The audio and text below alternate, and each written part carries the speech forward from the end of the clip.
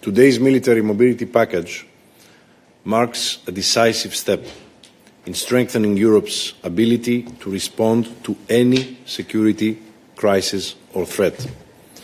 Because the time to prepare is not when the crisis hits, it is now. Solid logistics networks can make the difference between winning and losing wars. They allow fast and seamless transport of troops and military equipment across Europe's bridges, tunnels, across our roads, our railroads, and through our ports and airports. Because when you want to defend a continent, you must be able to move across it, and quickly. And that's why we are creating this military Schengen. Ladies and gentlemen, I want to focus on two central aspects: infrastructure and regulatory simplification. First, infrastructure. The Commission has been working on military mobility infrastructure since 2017, and all began with a wake-up call, a NATO military exercise during which a single infrastructure weakness delayed the movement of equipment and personnel from the North Sea ports to the eastern flank. And then it became clear: infrastructure is strategy. So we build on Europe's biggest transport strength, which is the Trans-European Transport Network, the TEN-T, which is the foundation of military mobility. And last March, the Council agreed to create 4 European military mobility corridors across Europe. At the same time, together with the Member States, NATO and the EU military staff, we identified more than 500 hotspots along these 4 military corridors, priority projects that can deliver quick win investments in strategic locations. So we know the hotspots, we know the gaps, we know the stakes, and we are now ready to act. In most cases, we are upgrading existing infrastructure for both military and civilian use, and this is very important. This means widening tunnels, strengthening bridges, reinforcing railway tracks, expanding port and airport capacity. And every euro that we invest in dual-use infrastructure, because these projects allow dual use, it is an investment both for our security and our economy and society.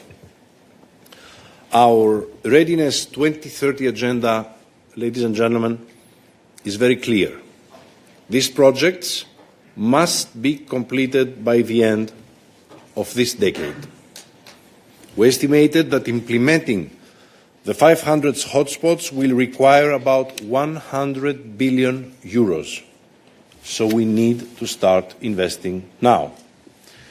With the help from SAFE, the Security Action for Europe programme, the Member States can already now support military mobility projects. They can also use their cohesion policy funds. And this is something the Commission already recognised by proposing to reshuffle some of the cohesion funds to support military mobility projects. And after 28, in the next MFF, the Connecting Europe facility for military mobility will increase tenfold to 17 billion euros. Finally, the European Competitiveness Fund will also support the resilience and the protection of infrastructure along the military mobility corridors of Europe. So today's proposal basically builds on all the work that was done in the past years, but adds much more ambition. Now, the Member States have to upgrade the military mobility corridors to meet the military requirements. Member States must also identify the most strategic dual-use infrastructure projects.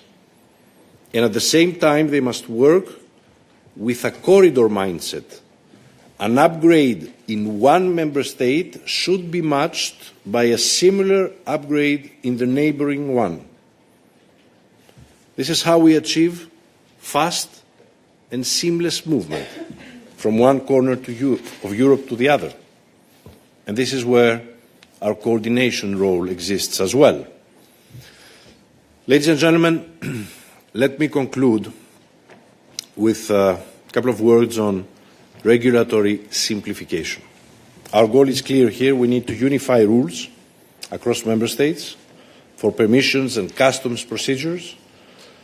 But what does simplification mean in practice? It means streamlined rules on the transport of dangerous goods, including explosives. It means allowing heavier and wider vehicles on the roads. It means allowing military movement on the weekends and the holidays. It means reducing total movement time from weeks or months, which is the case today, to just 3 days. In short, it means that military movements cannot and will not be anymore stuck in paperwork. Ladies and gentlemen, our proposal is ambitious, realistic, and forward-looking. Now we must move from words to actions. On Monday, we will debate the package with members of the Parliament. In the first week of December, we begin discussions with the Member States, and we must keep the ambition high. 2030 is very close.